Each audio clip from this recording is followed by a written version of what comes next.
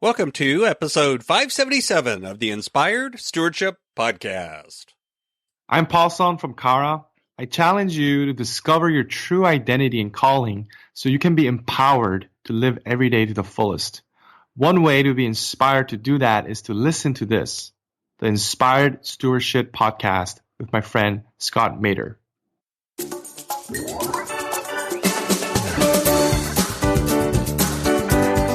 And I know that there are dozens and dozens of churches of all sizes in all parts of the world where people are doing these things similarly.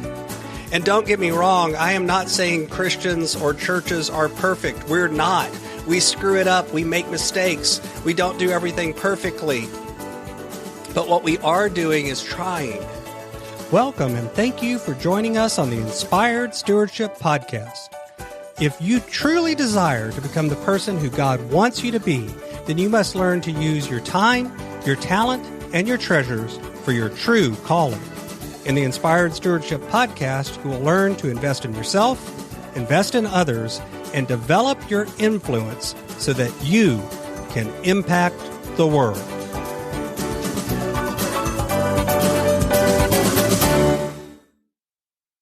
In today's Spiritual Foundation episode about investing in yourself, I talk with you about Matthew chapter 5, verses 14 through 16, why now is a vital time to let your light shine, and why it's so easy to let your light go out in times of fear.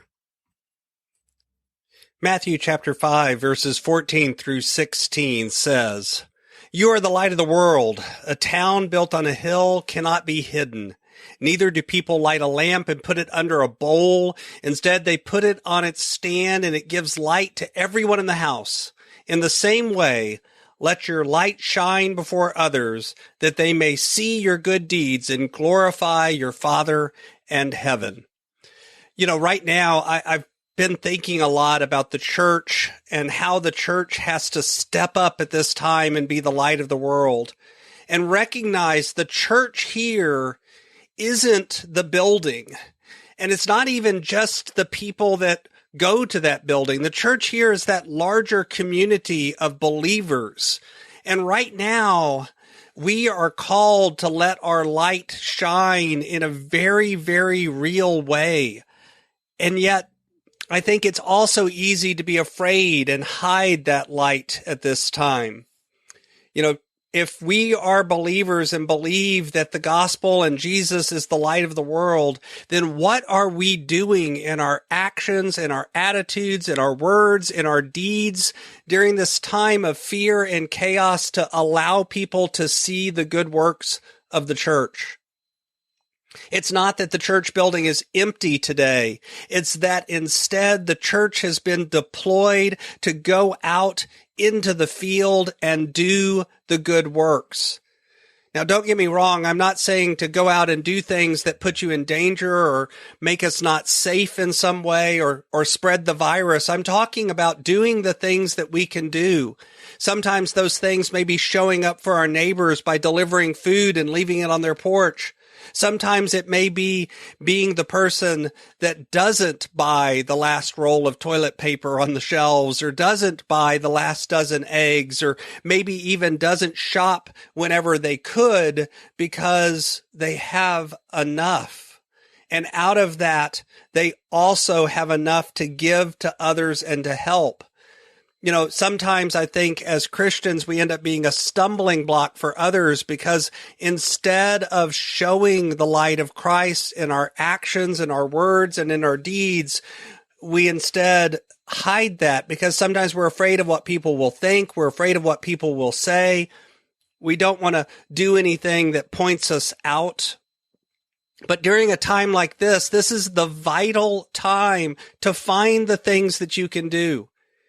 If you can't leave your house, then what are you doing to shed positivity on social media? Who are you calling and checking in with and making sure that they're okay? Are you reaching out to your neighbors and making sure that they're all right? Are you letting the people around you see that you have faith and not fear, and yet you are also taking the positive actions that we need to take to help prevent things from getting worse. Instead, I think a lot of times what ends up happening is it's really easy in a time like this to be afraid. And instead of relying on faith, to have that fear keep us hidden, to have that fear keep us from doing the things that we're supposed to do, to have that fear keep us from being the church and have us become fearful.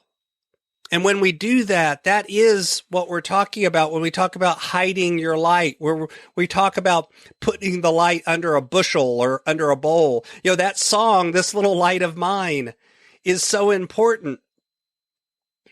I found myself singing it of late because it is so important that we let our light shine into the world, that we go out there and let people see that the church is being responsible, but the church is also continuing to serve others, continuing to love on others.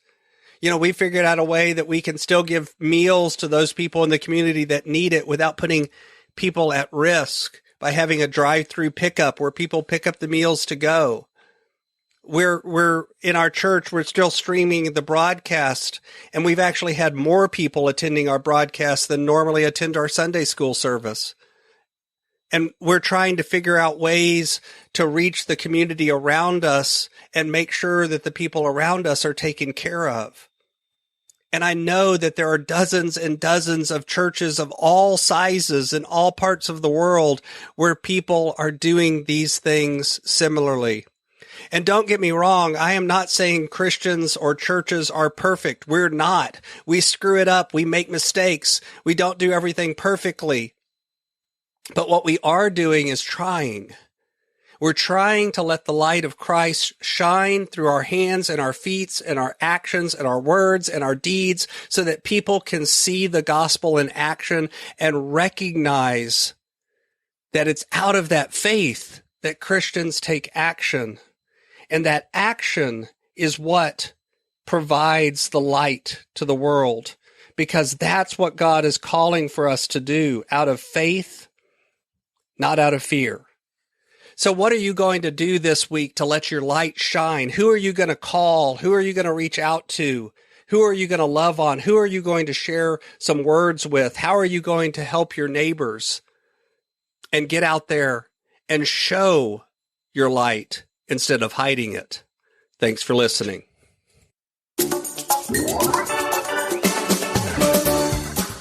Thanks so much for listening to the Inspired Stewardship podcast.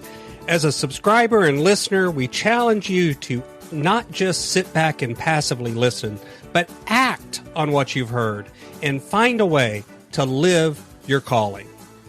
If you enjoyed this episode, do me a favor. Go over to facebook.com/inspired stewardship and like our Facebook page and mark it that you'd like to get notifications from us so that we can connect with you on Facebook and make sure that we're serving you to the best of our abilities with time and tips there.